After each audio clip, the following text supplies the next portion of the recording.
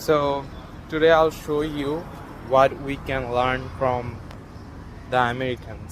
Protest করতেছে, but এরা কোনো ধরনের রাস্তায় জ্যাম করতেছে না বা কোনো ধরনের রোড ব্লক করতেছে না। রাস্তার পাশে দাঁড়ায় খুব শান্তিপূর্ণভাবে ওরা প্রোটেস্টগুলো করে থাকে।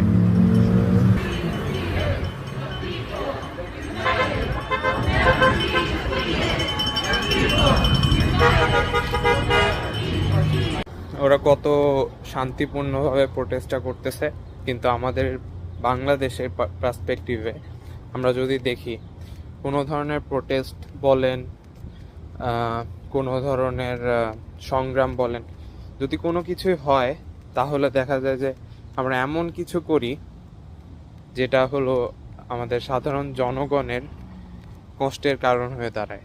বাট ইন আমেরিকা ওরা খুব শান্তিপূর্ণভাবে এই ধরনের প্রোটেস্টগুলো করে, যেটা হলো কোনো মানুষে কোনো ধরনের বদার করে না বা কোনো ধরনের প্রবলেম ক্রিয়েট করে না।